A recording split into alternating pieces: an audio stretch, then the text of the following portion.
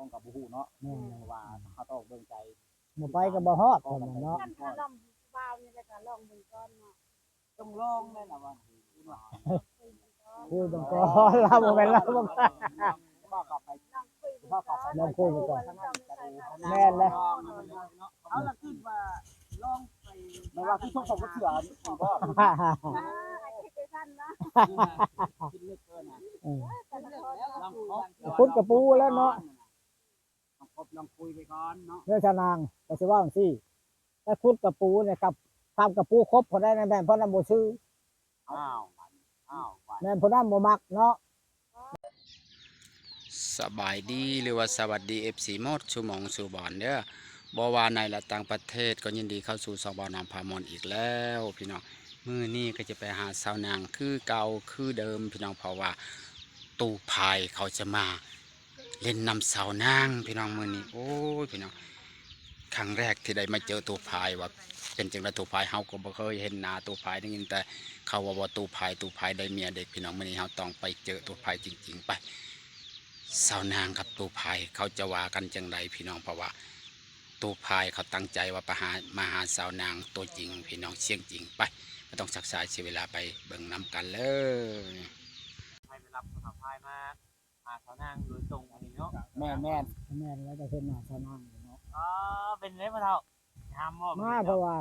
มาแต่พุดกระปูเวลาจะบอกกระปูหั่นโอ้ย โตน้อยจ้ะ จะนอนประคุดอยู่เด้อสิซื้อเอามาเห็นแม่มัน มาพรห้องมาเห็นแนว ไม่เห็นแน่ไว้ มันเห็นแนว ไม่เห็นแน่ อยากได้กับปูเมื่อเห็นแนวอีก ข้าวกับปูบันยังสูงมันแซ่บเนาะ ปูรับไปนะปูนา อืม มันเนาะมีแต่ตัวไม่ไข่ได้พ่อเฒ่าไข่ โอ้ ใน ครับ บ้าน ห นี่ ลายๆคน เออเป็นตัวหมูไข่เนาะ อยากถือว่าไข่ ยากนี่แหละ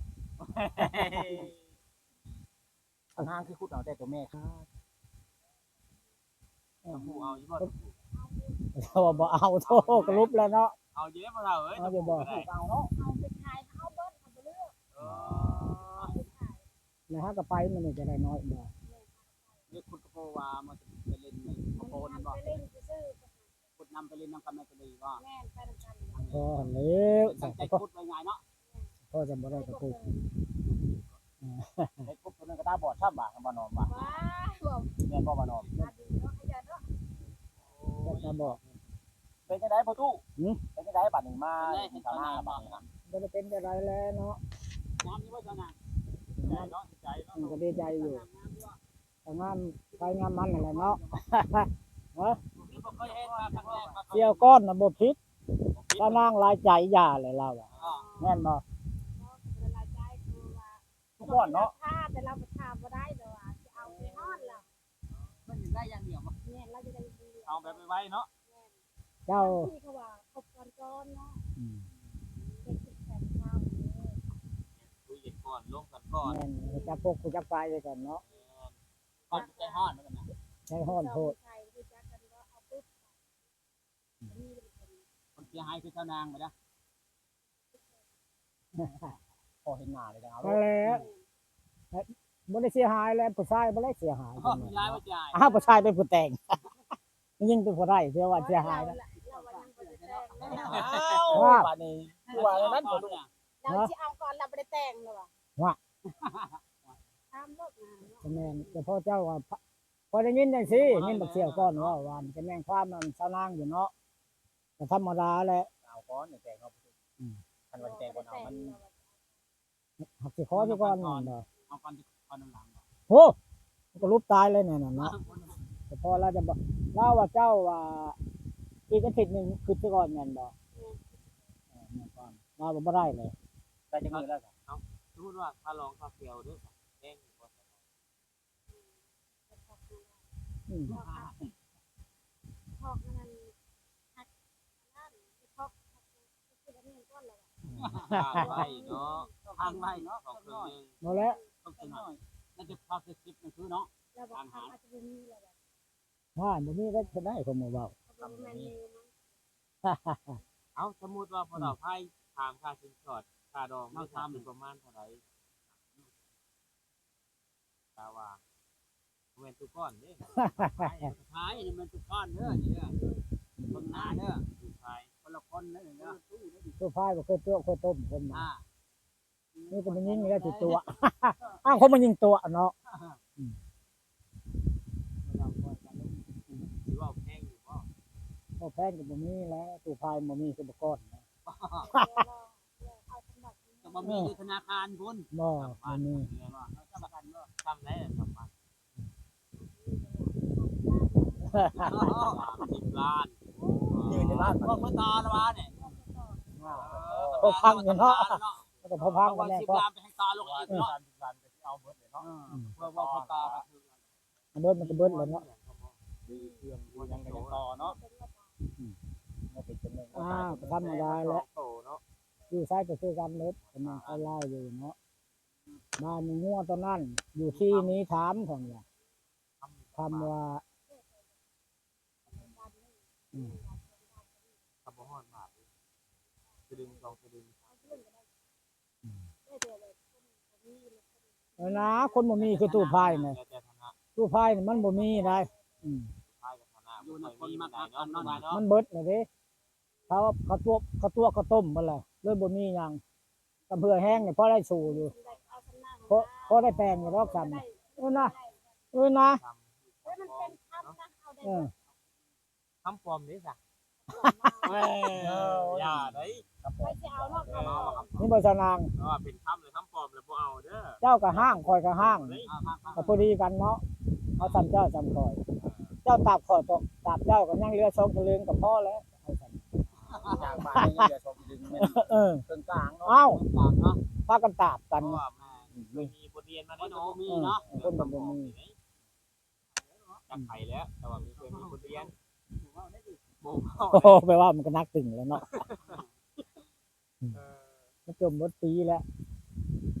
มันจมกระตู้พายมันบ่ก็ยังว่ายอมไปขอโทษ เราเล่าให้ฟังงานอยู่ บ่ได้ย่านเห็นหาเห็นหน้านี่ย่านแต่หน้าบ่หลายอ่า ยันแต่จับรถไทยมาได้เนาะ รถไถในยอมเว้าก่อนโลก ไอ้ส่วนธรรมดาได้เนาะ ได้เบิด มีหน้าใหญ่ ดำหน้ากลางคืนนี่ก็ได้ เฮาเฮ็ดแต่กลางคืนได้เห็นหน้าได้บ่ตอนนั้นก็ได้คือกันเนาะบ่ได้เรื่องหน้านี่บ่ดำก็เอาเมียตัวนี้มีแต่เฮาดำผู้เดียวเฮาได้ อ้าวมักดำกันที่ แล้วกลางคืนก็ดำ บางเล่นก็ดำ เว้นก็ดำได้เฮาย่านแต่เมียบ่สู้เห็นเวียกหั่นน่ะบ่สู้ซ้ำนี่บ่สู้ซ้ำกับเจ้ายังบ่สู้เฮาอยู่เฮาว่าเจ้าคือเหือแห้งเจ้ากินหยังบ่ได้กินหยังมันธรรมชาติเนาะ เวลาสุขภาพให้มันเนาะ สุขภาพใครมาเห็นก็ลาวเนี่ยมื้อน่ะคนเชียงรายผมมาลาวว่าเบิ่งในรูปคือเฒ่ามาเห็นมันก็บ่ได้เฒ่าปานใดเนาะคนก็ยันเฮาแต่ว่าแถวนี้เป็นเคยหลายได้บ่ทำเมานี่ก็ผู้นี้แหละเป็นผู้ใหญ่อันเมียอันน้อยอันป้านี่ลูกหลานเราแล้วนี่ป้านี่เมียอันยายแบนนี่ก็แม่เฒ่าทวดแล้วกับคนบ้านยังสูงนี่นะจะแม่นไผครับถ้าตายวังแรกนี่เฮาน่ะเป็นน้องเคยเฒ่าดมตะกี้นะดมตะมอดมนี่เด้เป็นน้องที่ลูกทุนเฮานี่แล้วคุณจะรวยโตนี้แล้วคงห่างมาเงี้ย พอตาพรคือว่ารอฟังคำตอบน้ำสาวนางบ่ได้คือว่าร อบ่ได้ ไปฮอดเวลาพุ่นหาสาวทางในแล้วแม่นบ่ ฮอดบ้านพีนแหละฮอดเมืองพีนแหละนี่ นี่ได้ ครับบ่ยอม โอ้บ่ตัวพายเจ้าคือเงียบแล้วก็บ่ได้วนนำผู้แย่ผู้แย่ ตัวนี้นะ เงียบ เงียบน้อยนะตาบอดอะบ่หุ้นแห้งบ่ได้เรื่องน่ะเนาะ ธรรมดาเนาะ ไอ้กับพ่อก็เว้าไปเนาะ มันสิทำนุกรไปเอาไว้หรือว่า บ่ได้ มันต้องครบไปก่อนดีกว่า จังว่าพวกมันจะไผถามก็ก็บ่แม่นอยู่หาว่าก็เบิ่งคือกันเนาะ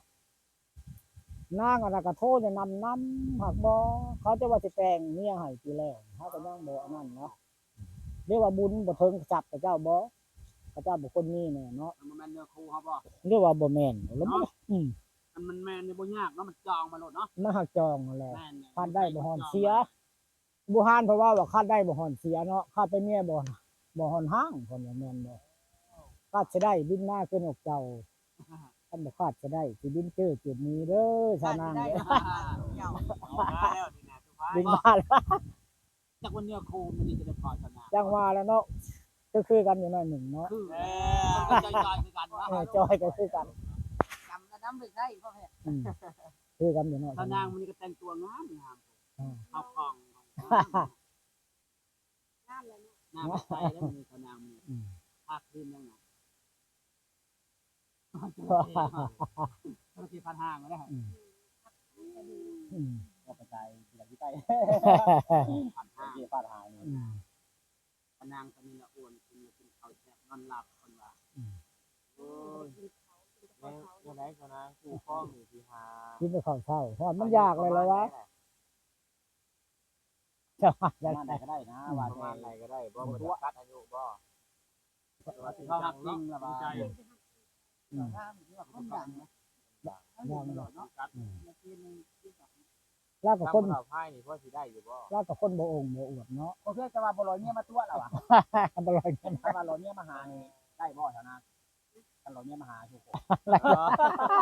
ครบไปก่อนแล้วว่า มาลิ้นอยู่ที่เนาะ เนาะเนาะ เออ ไปก่อนเนาะ แล้วมาว่าจะแม่นแล้วเบิ่งไป ก็ ก่อ ล น องคิดดูก่อน อืม ว้าวไปก่อน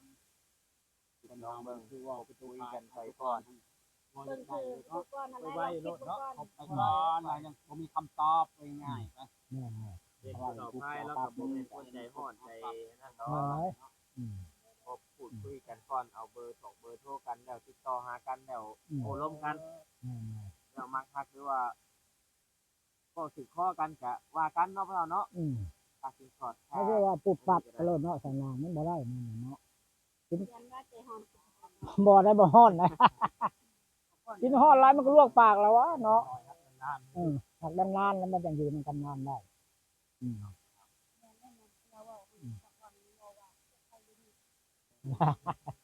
เราจะให้อยู่น้ำเลยบ่มึง โอ้ เรามาอยู่น้ำเลยอยู่น้ำเขา เขาน่าจะรับได้เด็ก น้ำใจเลยเนาะเพิ่น จะรับได้บ่ พอเห็นไม่โทษหรอกหมดอยากได้เจ้าอยู่น้ำมือนั่นเลย โอ้ ยังบ่ทันได้บอกลูกบอกเต้า โหคนละเนาะเนาะ มาอยู่น ให้มาอยู่น้ำ ำให้เมื่อจำไปมันนำบ่นา ให้เมื่อแต่ใส่ก้อน โอ้ ขแนก้อน ให้เมื่อดูน้ำก่อน เกินพ้นแล้วเนาะ เราจะเป็นวันหนึ่งเขาเราเป็นทำนี่เลยเนาะ อุดโชมันเป็นคนหนึ่งข่าวมันก็ตายแล้วคนเนาะ เป็นละแม่คนโน่น เป็นไงคนเขาเป็นได้เลย ลูกเป็นคน ลูกคนเดียว ให้กำไรเดี๋ยวนี้เอาแล้วกัน เอาหน้ากันนี่กินแล้ว จ้างว่าได้เรื่องกำไรกันเนาะคุณนี่มันคูเมอร์นี่ สำคัญเนาะเรื่องตัวเลข มันคูเมอร์นี่มันบ่มันก็เว้าง่ายเนาะ เด็กน้อยตายก่อนสิเอากันเนาะ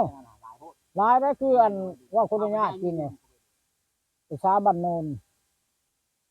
เฮาได้เมียนกระดูกเล่าก่อนตะกี้ว่าย่านเพิ่นได้เมียนเฮา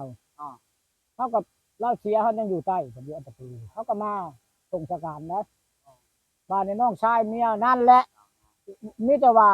ย่านผู้พายไปก่อนว่าบ่แล้วเพิ่นไปก่อนแล้วก็ฮู้เลยเนาะมันบ่จำกัดได้อายุเนาะ ความตาย คนใด ความตายมันบ่เสี่ยงในความตายเนาะ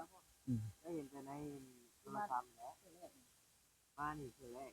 ว่าเห็นตัวจริง จังว่าน่าจะถึกแต่เฮาแล้วจักเราสิถึกเฮาบ่ถึกแล้วเนาะ ลมไปก่อนน่ะคนเฮาต้องคบไปก่อน แม่นแหละกับบ่ฟ้าวบ่ได้ดอกเนาะบ่ คบไปเรื่อย บ่เอาแม่น คบ บ่ ไปเรื่อยๆ คบไปเรื่อย ก็ต้องพิจารณาเบื้องต้นในประตูภาย ๆแม่น คือเพิ่นเว้าแล้วเห็นเงาแล้วเอา เป็นรูปแล้วเอา รูปแล้วเอาเห็นเงาแล้วปุ๊บน่ะบ่เป็น หัวจักหัวจักหางเนาะ ต้องถาม จักคนแนวใดจัก จะมีใจแบบใด เป็นในสายแบบใด คนเฮาต้องวัดกันก่อน ก็แม่นแหละ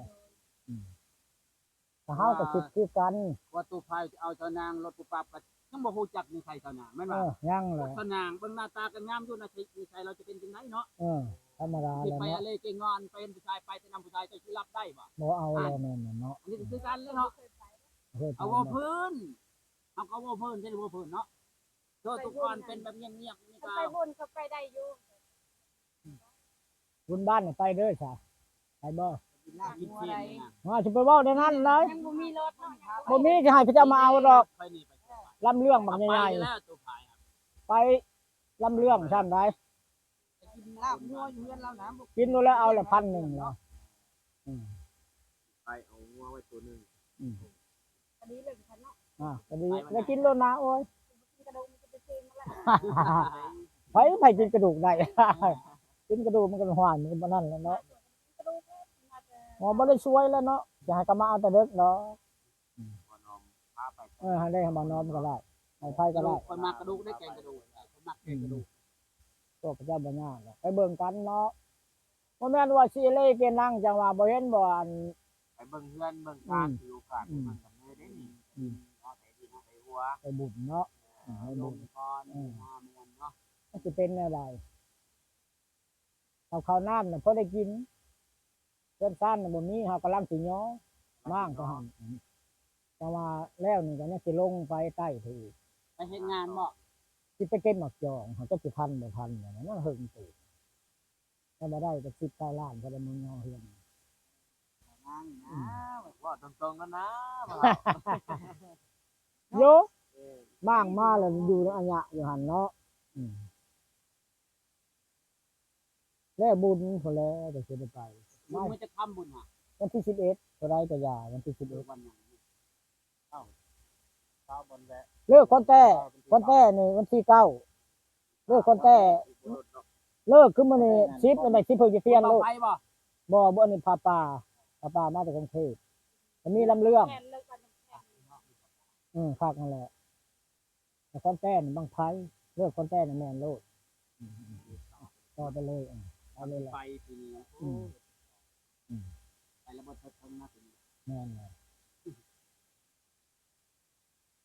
เนี่ยนี่นั่นยาก็บ่ได้สูบนึงหักเหล้านี่กินอยู่กับเพาะ กินพอเป็นยา บ่ เนาะ ก็เมาก็บ่ได้วนบ่ได้ให้ไผดอกก็เมาแล้วก็นอน เมาแล้วก็นอน ก็ม่วนอยู่เนาะ เป็นว่าเมามา ก็เมาแล้วสิไปอาลาดเลยบ่มีบ่เคยจะเทื่อสิไปพอดไปหยังนี่ก็บ่อยากหาม เมาแล้วไผดังเสีย บ่มีอันเพื่อนตู้พายนี่บ่เคยคนอะไรคนเมาอะไรก็นางคนบ่ได้เมาคนพยศน่ะตีหัวมันโลดคนเนี่ยนะถ้าเมามันสิไปได้เนาะคนมันเจ้าว่าได้ครับคนเมากระเทินน่ะไปหาอารวาสหมู่เพิ่นตอกก็ได้แม่นก็ไปหาอารวาสหมู่กูชี้ได้ใช้เบิดแหละ นี่แล้วแทบมันทำมานั่น มามากูเดียวเสียน้ำบ่ชี้ก็ได้ กับเรา เอาแล้วโอ้ยสิ ลืมชื่อมาให้สาวนางอุชิก็ได้เนาะตัวนี้กินบ่ได้แล้วว่าจ้ะ หน้ามันคือพบขายบ่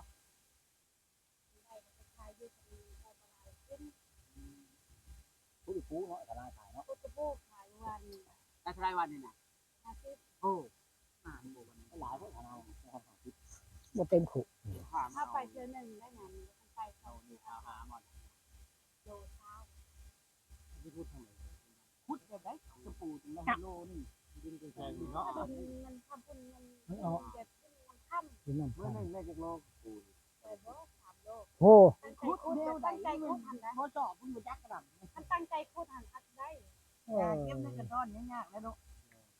พอแล้วก็ บ่ จะ น้อยเด้อเดี๋ยวได้โลนึง มันสิ บ้านนี่สุดแค่เลยได้ โอ้ แค่ต้องมาทุกพายจ้อย มาแล้วจะหน่อย เห็นทับที่หัวเด้ จะหน่อยส่วนเราไปขุดสิซื้อเอาดอก น้องเขาเนาะไอ้เนาะบ่ที่ให้อันสาวนางคือคุพายคุสาวพายลองคุดลองเบิ่งสิคุดถึงคือสาวนางบ่ตรงกับคำที่ว่าหันแห้งอยู่บ่นะ